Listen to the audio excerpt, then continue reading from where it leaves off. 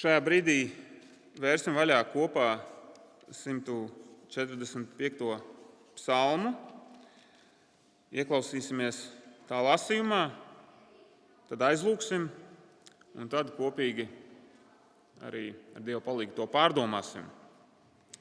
Tad klausīsimies lasījumā no 145. psalma, kas draudzes bībelēs ir 644. lapusē.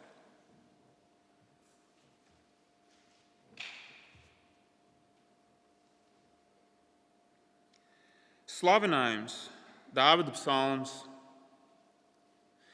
Es cildināšu tevi, mans Dievs, ķēniņ, un teikšu tavu vārdu mūžīgi mūžam. Katru dienu es teikšu tevi un slavēšu tavu vārdu mūžīgi mūžam. Liels ir kungs un augstu slavēts, viņa dižums nav izmērojams. Lai audžu audzes daudzina tavu veikumu, lai pavēsta tavus varenos darbus, tavas godības diženumu un krāšņumu, tavus brīnumus es pārdomāšu. Tavu bargo varenību, lai tie piesauc, par tavu lielumu es liecināšu. Tavai milzu labvēlībai, lai slavu pauž, tavu taisnību, lai apdzied. Žēlīgs un līdzcietīgs kungs, gauss dusmās, bet dāsns žēlastībā. Labs kungs pret visiem, jūt līdzi katram, ko viņš radījis. Lai tev, kungs, pateicas visi, ko tu radījis, un lai tavi svētītie teic tevi, lai tavas valstības godu tie pauž un par tavu varenību runā. Lai pavēsta cilvēka dēliem viņa varenos darbus un viņa valstības krāšņo godu. Tava valstība ir mūžīga valstība, un tava vara uz audžu audzēm. Uzticams kungs visā, ko viņš saka, svētīgs visā, ko viņš dara. Balsta kungs ikvienu, kas krīt, un pieceļ katru, kas saļimis. Visu acis raugās uz tevi, un tu dod tiem barību īstajā laikā. Tu atdari savu roku un gādā ik dzīvajam, ko tas kāro. Taisns kungs visās savās gaitās un svēts visā, ko viņš dara. Tūvs kungs visiem, kas sauc viņu, visiem, kuri sauc viņu patiesi. Viņš dod, ko tie kāro, kas bīstas viņa. Viņš dzird tos brēcam un izglābj tos. Sargā kungs visus, kas viņu mīl, bet visus ļaundarus viņš iznīcinās. Lai slavē kungu mana mute, lai teic visa radība viņa svēto vārdu mūžīgi mūžos. Brāļi un māsas, vienosimies lūgšanā, lai debes Tēvs ar svēto garu apgaismo savu vārdu mūsu sirdīs. Lūgsim.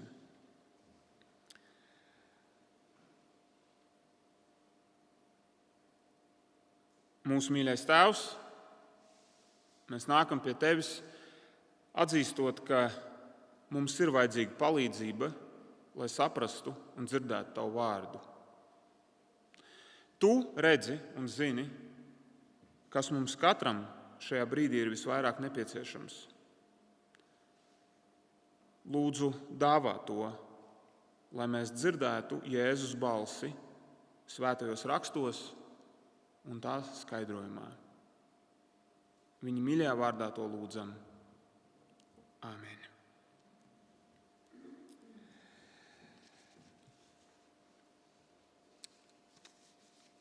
Šajā dienā mūsu pārdomu priekšmets ir šis slavas pilnais psalms. Un jo vairāk es domāju par šo psalmu, jo skaidrāk es redzu, ka tas liks mums domāt par runāšanu. Tas liks mums domāt par pasludināšanu. Un tādēļ ir vērts pašā ievadā uzdot jautājumu, kādi mēs esam kā draudze šeit Rīgā? Vai mēs esam dzirdama draudze? Vai mēs esam runīga draudze šī vārda pozitīvajā nozīmē?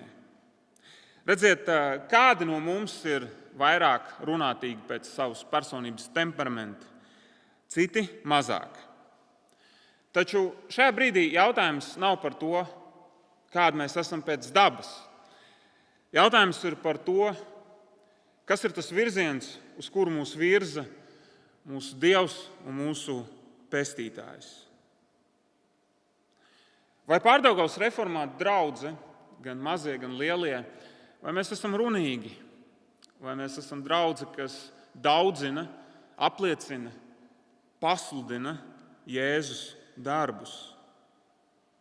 Vai mūsu bērni ģimenēs no mūsu lūpām dzird par Jēzu un to, ko viņš ir izdarījis? Vai mūsu draugu lokā, skolā, universitātē, sporta klubā, prāta spēļu vakaros vai pat kartupeļu talkā mēs esam tie cilvēki, caur kuriem izplatās Jēzus vārds un viņa valstība? 145. psalms ir skaļš psalms. Ja mēs varam iztēloties to pogu, kas regulē skaļumu, tad šeit viņa ir tuvu visskaļākajam.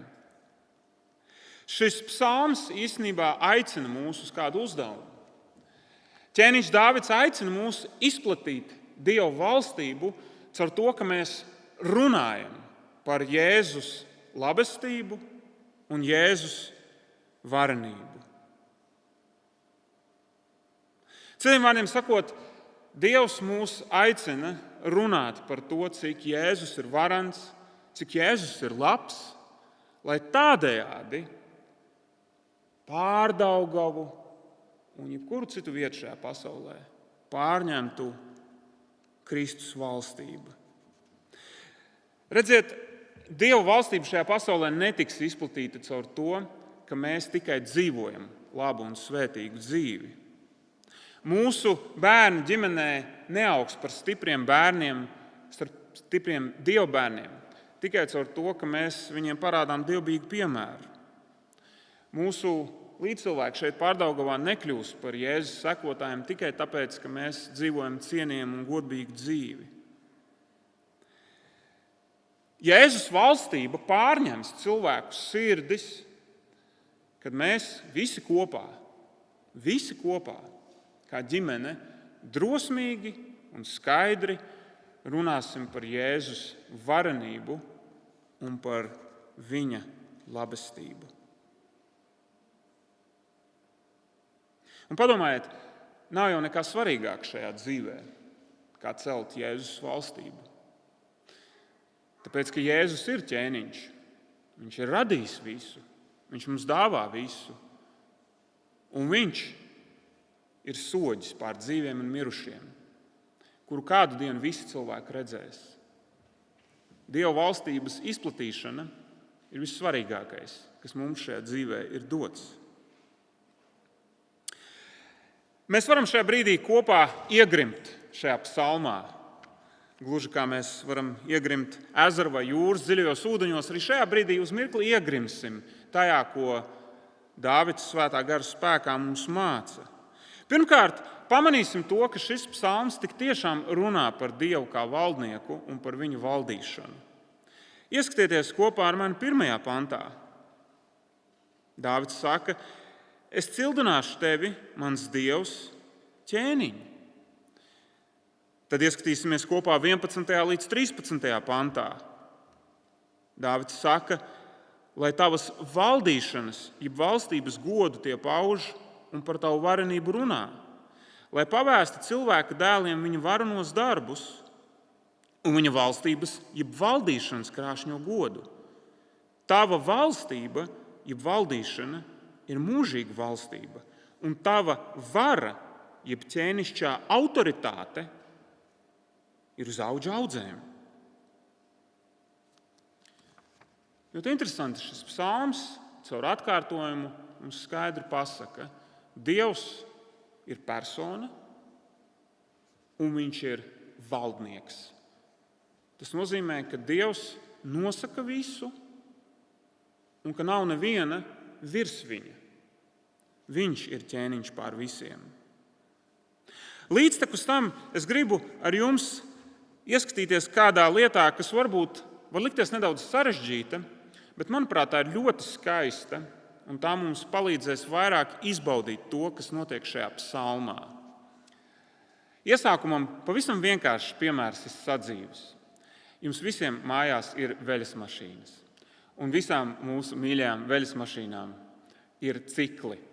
Mēs ieliekam drēbes, viņas sakārto drēbes. Viņas sāk griezties, viņas sāk mazgāt drēbes. Un tad pēc kāda brīža ir šī centrifūga, jeb turbīnas režīms, kad viņa griežās ļoti skaļi un sit ārā to mitrumu. Cikli. Līdzīgā veidā arī mēs šeit esam tādā slavas centrifūgā, slavas veļas mašīnā, ja tā var teikt, 145. psalmā. Paskatieties, pirmie 7 panti. Dāvids slavē Dievu ar nebeidzamu slavu. Tik stipru slavu, ka pat nākamās paaudzes runā par Dieva varenību. Tad 8. 9. pants Dāvids apstājās, un viņš saka, atcerieties, cik labs ir Dievs. Un tad 10. līdz 13. pants viņš atkal slavē Dievu. Viņš atkal slavē Dievu par to, ka viņš ir valdnieks. Un 14. līdz 21. pants viņš apstājas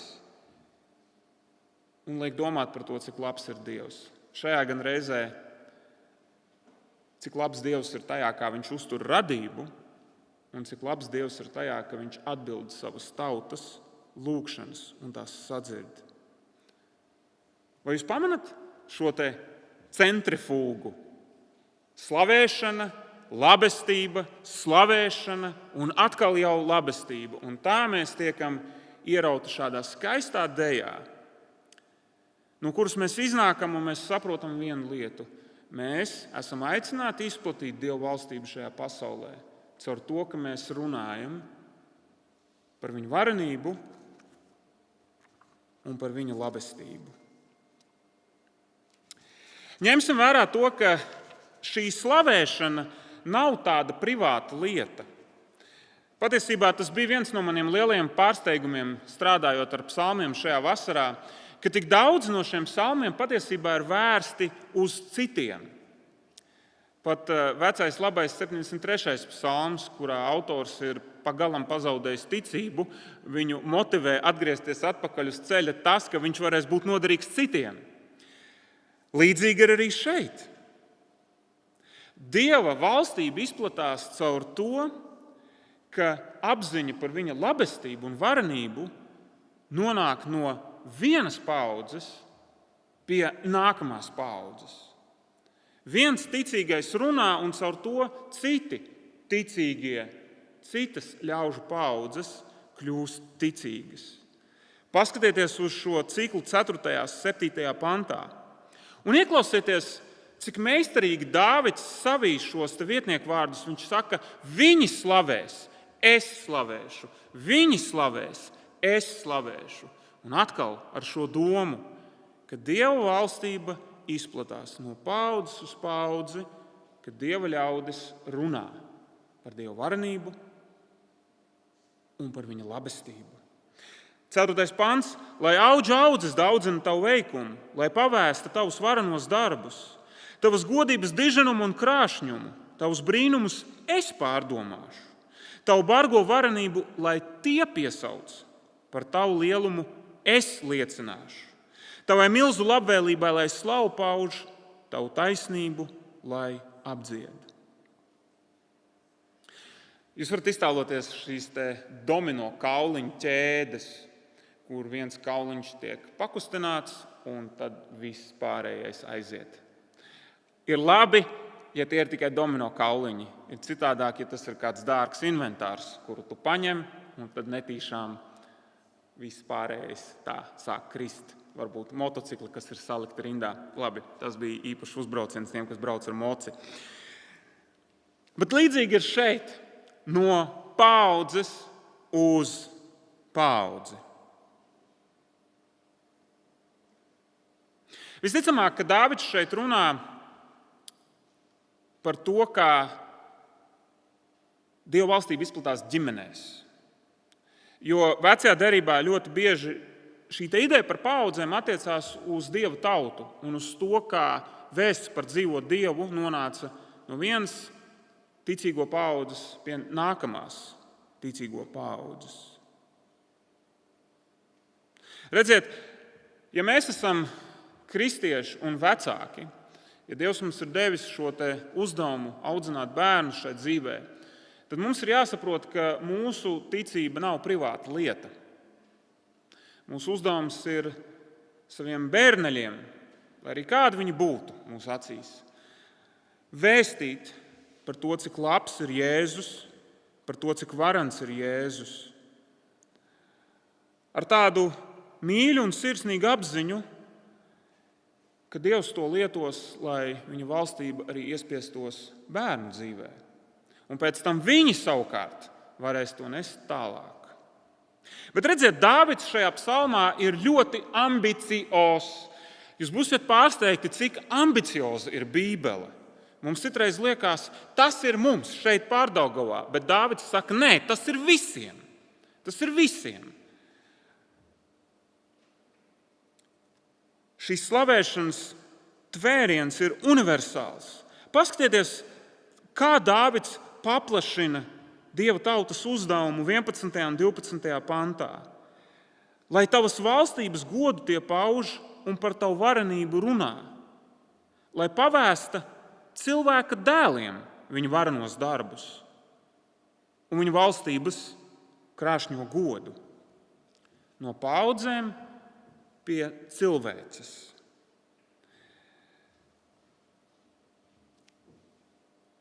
Ļoti radikāla doma, īpaši Izraēla kontekstā. Tauta, kurai bija dota privileģēts status, viņiem tiek teikts, draugi, tas nav tikai par jums. Jums ir jārunā par debesu Tēva valstību, lai arī pagānu tautas varētu nonākt pie viņa varenības un labestības apziņas.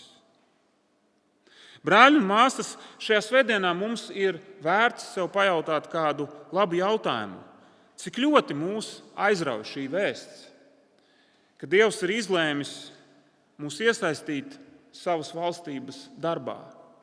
Redziet, Jēzus būtu varens, labs un mīļš un spēcīgs arī, ja neviens cilvēks viņu neatzītu. Bet Kristus ir izlēmis iesaistīt mūs savas valstības izplatīšanā. Jēzus taču varētu vest pie sevis cilvēkus arī jebkādā citā veidā. Viņš to noteikti spētu, bet viņš grib, lai tie, kuru sirdis ir saistījusi viņa varenību un mīlestību, lai tie kļūst par viņa runas instrumentiem. Ziniet, mums visiem patīk, ja mēs dzīvē kādreiz darām kaut ko cēlu. Piemēram, kāds varbūt ir mācījies kādā labā mācību iestādē. Kāds, piemēram, varbūt ir strādājis kādā labā darba vietā. Kāds varbūt ir bijis māceklis pie kāda ļoti nopietna meistara un apgūs labas iemaņas. Šajā svētdienā sadzirdēsim vienu lietu, ko pasaule nesaprot. Bet Dieva bērni sapratīs. Jēzus vēsts sludināšana ir vispārākais darbs, kas mums ir uzticēts.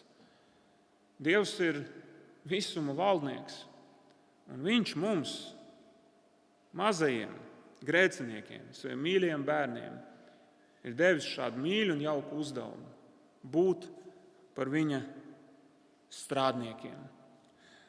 Mans pasniedzējs Maikls Jū, viens no pasniedzējiem Londonā, viņš teica, Miroslav, tev ir jādomā par attiecībām ar Dievu tā, kā tu domā par savām attiecībām ar dēliem.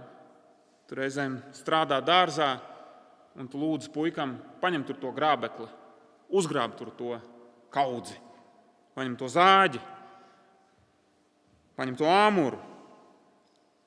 Un viņš man prasīja, vai tu priecājies, ka tā ir? Es saku, protams. Es saku, līdzīgi domā arī par savu debesu Tēvu. Mūsu Dievs ir varens valdnieks, un viņš mūs ir ielicis savā dārzā, savā pasaulē. Un caur to, ka mēs daudzinam viņa labestību un varenību, izplatās viņa valdīšana. no nepaklausīgajiem cilvēki kļūst par apžēlotiem Dieva bērniem. Mēs esam izsmēluši pusi no svētrunas laika, un es zināju, ka noteikti tas tā būs. Svētrunas atlikušajā daļā mēs padomāsim par šiem diviem aspektiem, par Dieva varenību un par Dieva labestību. Man jums ir jāsaka, ka šis psalms ir kā bagātīgi klāts šķīvis ar ļoti garšīgu ēdienu. Un šajā ēdienu reizē mēs varēsim daļu no tā paņemt. Visu neapēdīsim, bet daļu mēs varēsim paņemt. Ko tad ķēniņš Dāvids pasaka par Dieva varenību? Ieskatieties 3. pantā. Tur ir šī doma. Liels ir kungs un augstu slavēts, viņa dižums, jeb majestātiskums, nav izmērojams. Ļoti interesanti, ķēniņš Dāvids pazemina cilvēku. Viņš saka, mēs nespējam aptvert to, kāds Dievs ir kā valdnieks. Neiekritīsim grāvī, nesāksim teikt, ka mēs neko nevaram zināt par Dievu. Varam gan, tāpēc, ka viņš rakstos to atklāja. Bet, lai gan viņš mums to atklāja, mēs to nekad nespēsim pilnībā saprast.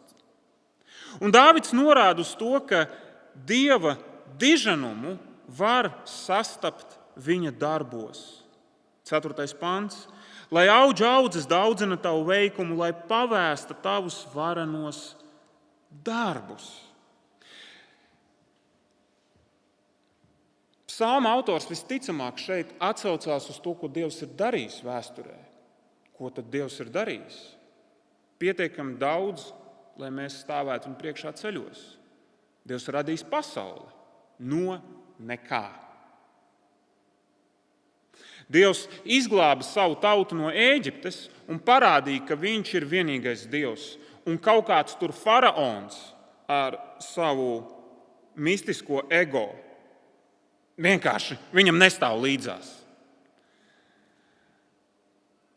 Un Dievs savu pāri stāvošo varu ir parādījis caur kungu Jēzu Kristu.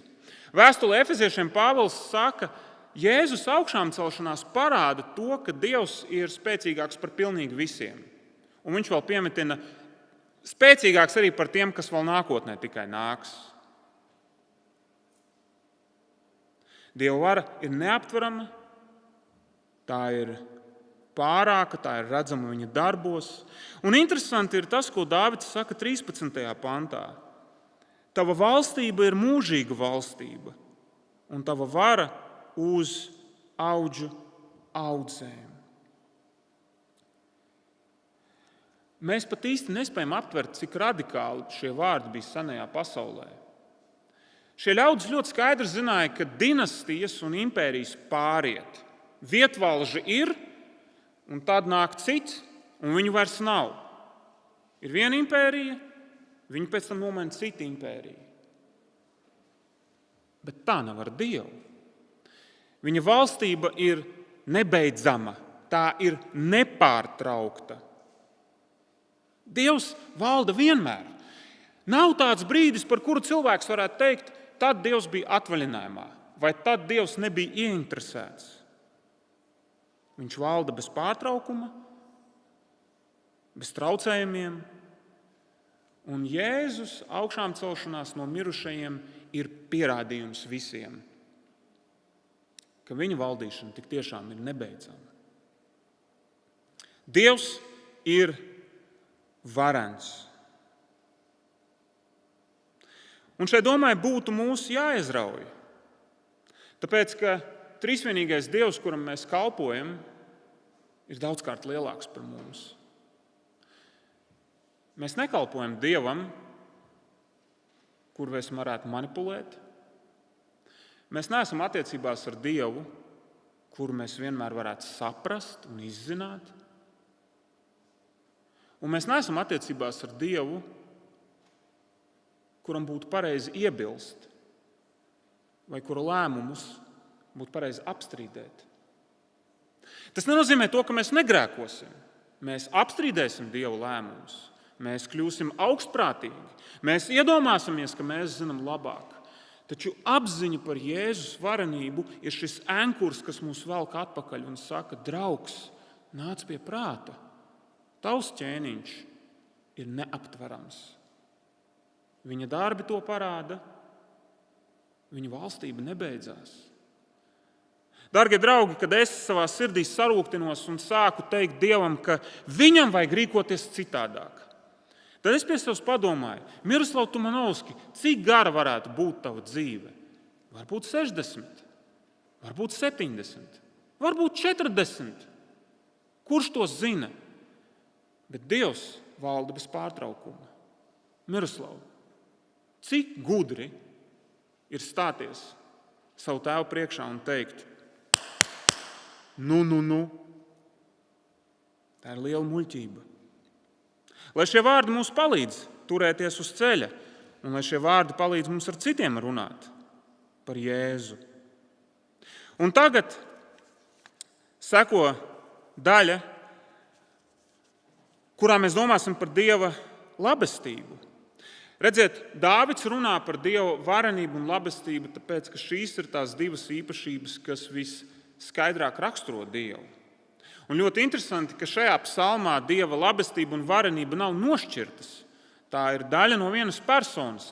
Un es pirms dievkalpojuma jau domāju, ka varbūt juristi un lingvisti mūsu vidū varētu ieviest vārdu labvarenība vai varenlabība. Izdomājiet, lūdzu. Ja jūs varēsiet, jums būs apbalvojums no Mārtiņa. Rekā, mēs viņu iegāzām. Ķēniņš Dāvids mums parāda, ka Dievs ir neizsmeļami labs. Man patīk jaunais tulkojums. Es nezinu, vai jūs to redzat, bet 7. pantā ir teju tāda bērnišķīga mīļa frāze. Tavai milzu labvēlībai, tavai grandiozai labvēlībai, lai pauž slavu. Paskatīsimies uz šiem pantiem, kuri ir teju kā dārgakmeņi šajā tumšajā pasaulē. Ieskatieties 9. pantā. Labs kungs pret visiem, jūt līdzi katram, ko viņš radījis. Cik interesanti, Dievs šo kritušo pasauli nav atstājis. Viņš ir sirsnīgs, un viņš tik tiešām zina, kas katram ir vajadzīgs. No vismazākā dzīvnieciņa līdz pat vislielākajam prezidentam un visiem tiem, kas tur ir pa vidu. Kungs dod barību savai radībai. Ieskatieties 15. pantā. Visu acis raugās uz tevi, Dievs, un tu dod tiem barību īstajā laikā. Nepievilsimies, pasaule pastāv, jo debes Tēvs to uztur. Kāpēc mēs šodien varējām paēst brokastis? Tāpēc, ka mūsu Tēvs mums viņas iedeva. Kāpēc mūsu neticīgie kaimiņi šodien ēd pusdienas? Tāpēc, ka debes Tēvs viņus uztur. Protams, šeit kāds cilvēks varētu celt iebildumus. Kā tad ir ar visām tām situācijām, kur liekas, ka Dievs nejūt līdzi? Ko tad darīt ar ļaunumu? Ar brīžiem, kad liekas, ka viņš nepalīdz. Ziniet, tādēļ, ka mēs esam grēcinieki, mēs ļaunumu problēmai pieejam ļoti nepareizi. Mēs esam naski nākt pie Dieva un likt viņu priekšā apsūdzību, uzdot lielus jautājumus un pārmest. Bet šī psalma iespaidā pajautāsim vienu jautājumu no citas skatu punkta. Kāpēc šajā pasaulē vispār ir tik daudz laba, ja mēs esam tik ļoti nepateicīgi un patmīlīgi? Kāpēc Dievs tev dod to sievu vai vīru, ja tu patiesībā tik bieži aizmirsti, ka viņš ir tev dāvana? Kāpēc tu vispār esi vesels, ja tev reizēm liekas, ka cik žēl, ka es neesmu kā Toms Krūss vai Lebrons Džeims vai vēl tur sazinkās?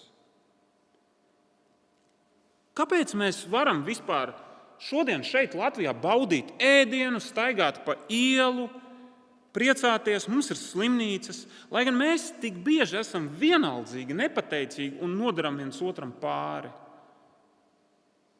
Tajā brīdī, kad kristīgu cilvēku pārņem šaubas par Dieva labestību, tad ir vērts sev konfrontēt ar šo svētīgo jautājumu.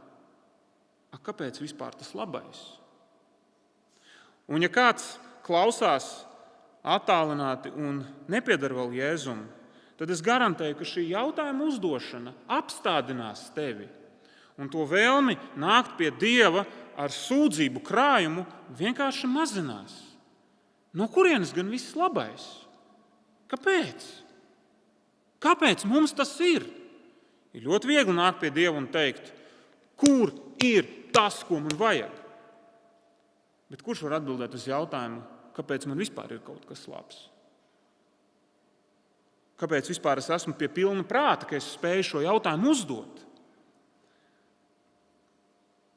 Dievs ir labs, jo viņš uztur radību, viņš to pabaro, viņš ir līdzjūtīgs. Radība ir kritusi, bet Dievs redz to, ka mums vajag to ēdienu, un tāpēc viņš dod mūsu valstī veikalus. Bet Dāvids neapstājas tur.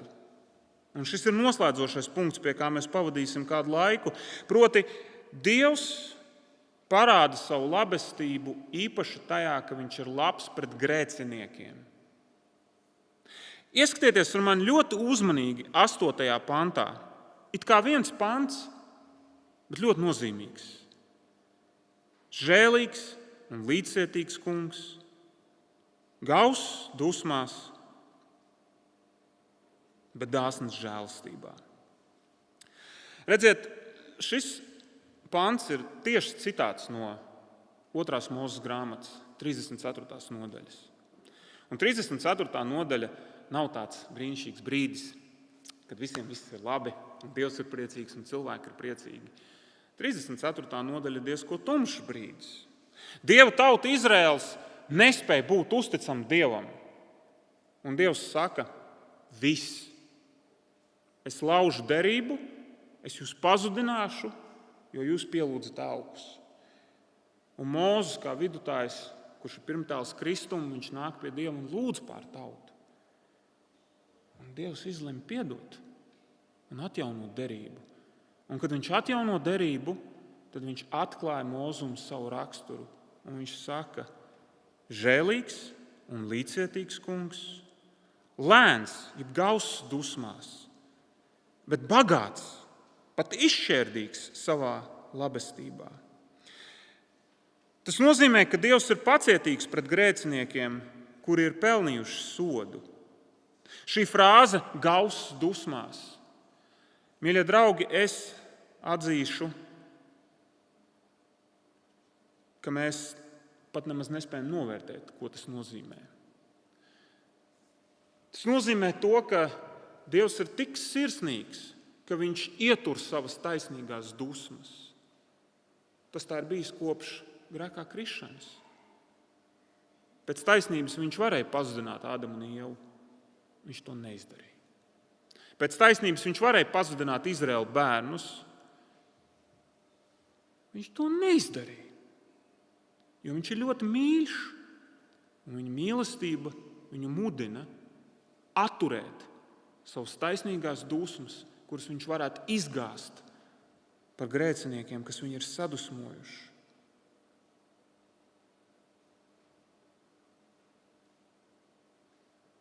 Un šis Dieva labvēlīgais raksturs vistiešāk ir izpaudies Kristus nāvē. Šis Dieva sirsnīgais raksturs piepildījumu atrod tikai tajā brīdī, kad Kristus nomirst. Padomājiet, cik ilgi Dievs pacieta grēciniekus, līdz Kristus atnāca un samaksāja par viņiem. Padomājiet, katrs pats par sevi, cik ilgi Dievs jūs pacieta kā neticīgus, līdz viņš jums atklāja Jēzu un jums grēki tika piedoti. Cik Dievs ir pacietīgs pret mums kā viņa bērniem, kā viņš mūs audzina, kā viņš mūs virza, Viņš mums saka, meitiņ vai dēls, ej tur, un mēs ejam tur. Viņš saka, lūdzu, nāc, un mēs ejam atkal tur. Un viņš mūs virza, un viņš nepadodās. Ja tu kādreiz domā, ka Dievam ir apnikuši tavi grēki, tad tas pats par sevi jau ir grēks. Viņam neapnīk. Viņš tevī izdarīs to, ko viņš vēlas, un viņš to pabeigs, jo viņš ir mīļš, sirsnīgs un pacietīgs lēns dusmās. Kristus saņēma sodu vainīgo vietā. Un šādi debesu Tēvs ir parādījis saviem bērniem to, cik sirsnīgs un liels viņš ir. Kristus nāve ir vistiešākais apliecinājums Dieva labestībai. Un godīgi sakot, kamēr mēs neesam sapratuši to, kā Kristū Dievs mums piedod grēkus, līdz tam brīdim mēs vispār nespējam runāt par viņa labestību. Jo mums jau liekas, ka mums viss ir kārtībā. Un mēs kā tādi novērotāji analizējam Dievu. Nē. Mēs nākam pie Dieva kā likuma pārkāpēji, kā pretinieki. Un kad tu redzi, ka ķēniņš pretinieku labā atdod savu dēlu, un kad tu sagaršo to labestību, tad būs lietas, kas tev dzīvē sāpēs un grauzīs. Bet tu zinās, ka aiz visām tām sāpēm un aiz tām bultām stāv mīļš tētis, kurš ir ļoti labs pret tevi Kristū. Šajā aizvadītajā laikā es esmu piedzīvojis ļoti lielu labestību no daudziem no jums. Es esmu pārsteigts par to, cik daudz cilvēku ir gatavi ziedot sevi, lai palīdzētu kādiem, kur iet cauri tumšākam posmam.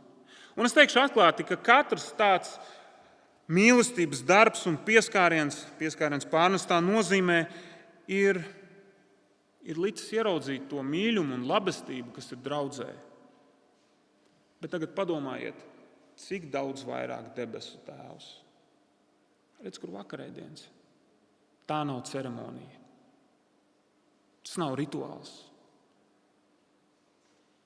Tas ir redzams zīmoks, kas mums redzamā veidā saka, Tēvs ir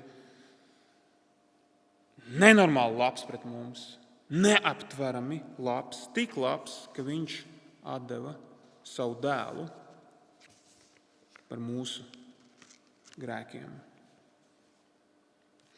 Man ir iespiedies atmiņā kāds piemērs. Es esmu viņu jau vienreiz stāstījis, un es esmu nedaudz nikns uz sevi, ka man viņš vēlreiz jāpasaka. Bet viņš ir tik trāpīgs.